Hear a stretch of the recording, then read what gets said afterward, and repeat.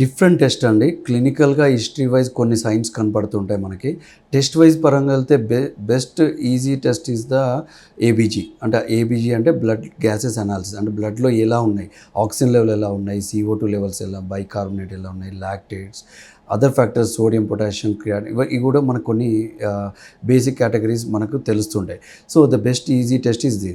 And bed side which other easy test is the X-ray and echo. అంటే patient మనం shift చేయలేము, patient పడుకోలేకపోతున్నారు, patient బాగా ఆయాసపడుతున్నారు అన్నప్పుడు ఈ బెడ్ సైడ్ టెస్ట్ చేసేది X-ray and echo, ECG and some blood test.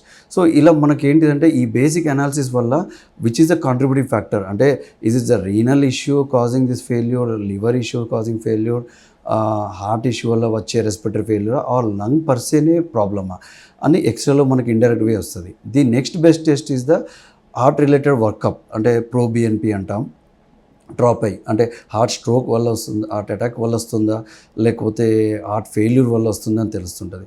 Next best test is the CT scan which is give you more appropriate test which differentiate the root cause of the aetiology. అంటే ఏ కారణాలు వస్తుందో ఇంతమంది కారణాలు చెప్పినట్టుగా ఏ కారణాల వల్ల వస్తుందో తెలుస్తుంటుంది కాబట్టి CT స్కాన్. బట్ దానికి ఏంటంటే పేషెంట్ అట్లీస్ట్ ఒక 1-2 minutes లై డౌన్ కావాలి, బ్రెత్లెస్, ఆర్టిఫాక్ట్స్ ఉండకుండా ఉండడానికి ఆ టైంలో బెటర్. అంటే టైమ్లీ ఇంపార్టెంట్. అంటే దాని CT స్కాన్లో మనకు క్లియర్గా తెలుస్తుంటుంది ఇన్ఫెక్షన్ కాంపోనెంటా, వైరల్ న్యూమోనియానా, పల్మర్ ఎడిమా అంట, అంటే ఫ్లూయిడ్, బయోలేటరల్ ఫ్లూయిడ్ ఉందా, లంగ్స్లో ఫ్లూయిడ్ ఉందా అని, అంటే ఇలా కారణాలు తెలుస్తుంటాయి.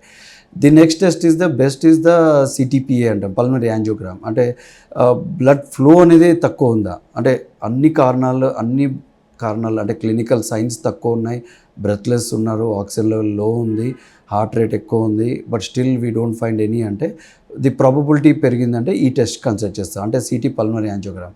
ఆ CT స్కానే విత్ రొటీన్ కాంట్రాస్ట్ వల్ల మనం యాంజియోగ్రామ్ చేస్తే మన వాస్కులర్ స్ట్రక్చర్స్ అన్నీ తెలుస్తుంటాయి. అంటే బ్లడ్ క్లాట్స్ ఏమైనా ఉన్నాయా, ఆ బ్లడ్ క్లాట్స్ అనేది సివియర్గా ఇన్వాల్వ్ అవుతుందా, ఓన్లీ సెగ్మెంటల్ లెవెల్నా, అంటే రూట్ ఉందా లేదా క్లారిటీ వస్తే దాన్ని బట్టి will treat the cause and treatment పరంగా కూడా యూజ్ అవుతుంది అన్నట్టు.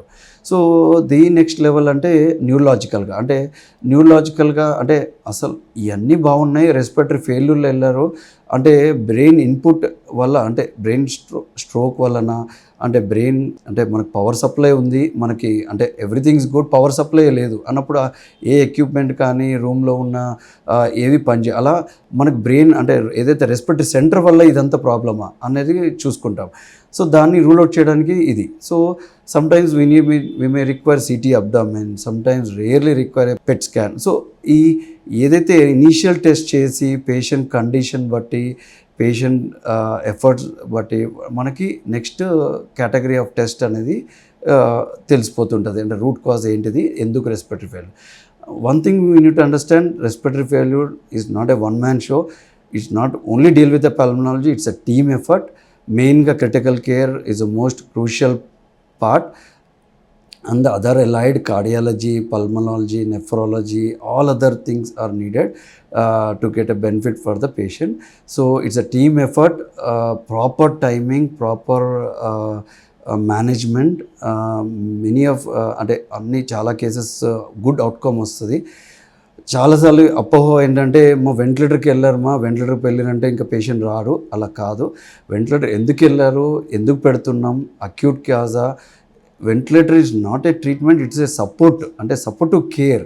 అంటే ఆ సపోర్ట్ ఇచ్చిన, అంటే లైక్ డయాలసిస్కి, కిడ్నీ ఫెయిల్యూర్లో డయాలసిస్ వెళ్ళడం వల్ల, సో వెంటిలేటర్ అనేది మనకు సపోర్ట్ ఇస్తుంది. ఆ సపోర్ట్ ఇచ్చే గ్యాప్లో ఆ రూట్ కాజ్ ఏంటిది, ఆ రూట్ కాజ్ని రివర్సిబుల్ చేయగలుగుతున్నామా, రివర్సిబుల్ చేస్తుంటే చాలాసార్లు వెంటిలేటర్ నుంచి బయటకు వస్తారు.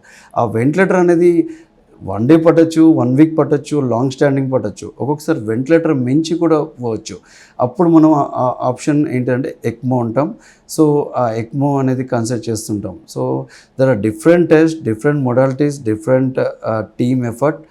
ఎవ్రీథింగ్ విల్ డిపెండ్స్ ఎక్కడ పేషెంట్ వచ్చారో, ఏ టైంలో వచ్చారో, ఏ టైంలో మనం ప్రాపర్ ట్రీట్మెంట్ ఇస్తున్నాం, ఎంత ఇంపాక్ట్ వస్తుంది పేషెంట్ నుంచి అనేది కూడా ఇంపార్టెంట్.